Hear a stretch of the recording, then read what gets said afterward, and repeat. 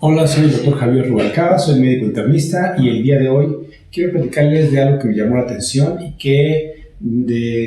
sale la noticia de que fallece el primer paciente encontrado en esta etapa de esta epidemia, pandemia de COVID con mucormicosis y apareció en varios diarios. Por aquí les dejo las referencias y lo que me llama la atención es eso, que la difusión que se dio. Es un paciente de 35 años, masculino, es un hombre, que había tenido diabetes por 9 años y finalmente presentó COVID, fue egresado, lo superó y un mes después comienza con este cuadro de afección de uno de los globos oculares, hay caída del párpado y enrojecimiento de la piel, es llevado al hospital, aparentemente ahí es tratado. Bueno, es tratado en un hospital de tercer nivel, que son con alta especialidad, y finalmente fallece 8 días después, ¿sí? Y el motivo de esto es para decirles que por lo general tenemos mucormicosis, y hemos tenido mucormicosis desde hace muchísimo tiempo. Fue descrita desde 1800, por allá fue descrita la mucormicosis, y se empezaron a detectar los primeros casos a partir de 1900. Pero les quería platicar, les quería hacer esto. Bueno, ¿qué pasó con este paciente? Obviamente lo que pasa con estos pacientes es que el hongo invade a los vasos sanguíneos que están ahí, que es una de las formas de hacer el diagnóstico, es tomar una biopsia y ver si el hongo está presente en vasos sanguíneos, ya que el hongo es saprófito, está en muchos lugares de nuestro organismo, lo andamos respirando continuamente, está en la tierra húmeda, está en las heces de los animales, está en el pan, está en muchos lugares. En el pan que se produce hongos, ahí está el hongo. Las esporas vuelan, las inhalamos o las aspiramos o las deglutimos y puede haber la mucormicosis, puede dar en una lesión en el paladar, una lesión en alrededor de los ojos, del conjuntivo de los ojos o en la nariz. O también hay mucormicosis intestinal. Entonces, pero da en pacientes que están inmunosuprimidos. Hoy les quiero platicar que me fui a buscar, dije, ¿qué tan frecuente es la mucormicosis hace años? O sea, ¿desde cuándo la tenemos? Y entonces encontré dos estudios interesantes. Este es uno de un hospital, el Hospital General Juárez. El Juárez es un hospital grande, muy grande. Los hospitales que les voy a platicar son hospitales que dan alrededor de 2 millones de consultas al año o más, ¿sí? Tienen alrededor de 900 camas y atiende muchísima gente. Entonces, con ese volumen de pacientes, en el Hospital Juárez de México hicieron un estudio y vieron cuántos pacientes con mucormicosis habían tenido en 5 años. Y lo que encontraron fue que encontraron 13 pacientes. Imaginan, 13 pacientes en 5 años para un hospital de 500 camas, ¿sí?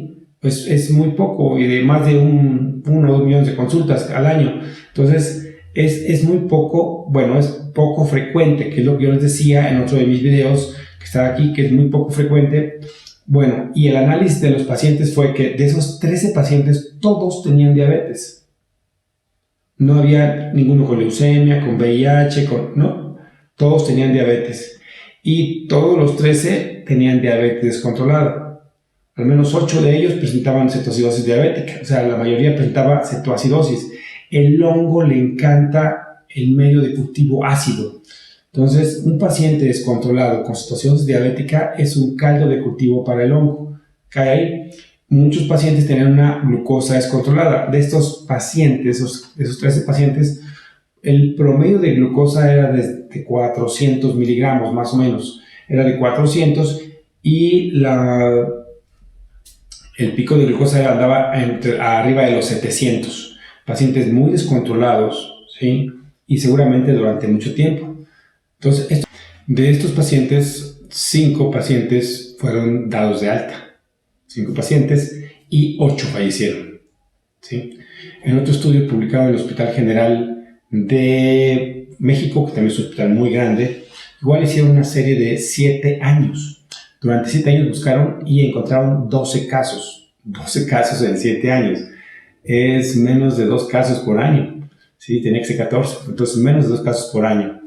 En este caso también igual hubo todos los pacientes que encontraron eran con diabetes o tipo 1, tipo 2, la mayoría eran tipo 1, tipo 2, la mayoría eran tipo 2, y todos estaban descontrolados igual y presentaban cetoacidosis la mayor parte de los pacientes. Entonces, el medio ácido es lo que les comento que es muy frecuente que nos haga tener, nos predisponga a esto.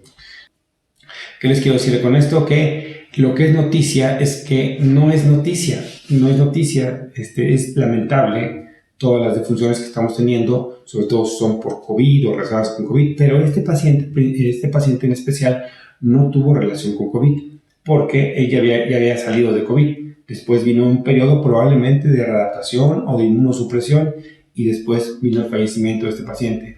Entonces no fue una causa, ¿sí? Probablemente sí fue algo que influyera en sus defensas, ¿sí? Porque el hongo en el medio ácido hace que nuestras defensas no lo puedan deglutir. Entonces eso es lo que lo hace poderoso, el medio ácido. Y se perpetúa con una infección, el paciente está con acidosis metabólica y se mantiene con acidosis. Entonces, esto es lo que quería comentarles. Espero que les haya servido y que tengan idea de que esto sí es grave, esto es aparatoso. No quiero ponerles fotos aquí porque es muy impresionante y no vale la pena que se impresionen y que tengan miedo. Quiero enfocarnos en que por favor mantengan los niveles de glucosa bajos, manténganse controlados, tomen su medicamento, aplíquense la insulina, todo lo que tengan que hacer para que no estén descontrolados y no entren en acidosis metabólica, cetoacidosis que entran los pacientes con diabetes. ¿Por qué sucede esta cetoacidosis? Porque no tenemos suficiente alimento y medicamento. Por alimento, medicamento o infecciones graves. Por eso puede ocurrir una cetoacidosis. Entonces, coman bien, tomen bien sus alimentos y que sus glucosas estén entre 100 a 140. Y no van a tener por qué hacer una cetoacidosis diabética y no van a tener que tener una inmunosupresión o ser un pasto fértil, un caldo de cultivo para un hongo como mucor. Espero que nos vemos en la siguiente vez. Espero que os haya servido el video. Hasta luego. Chao.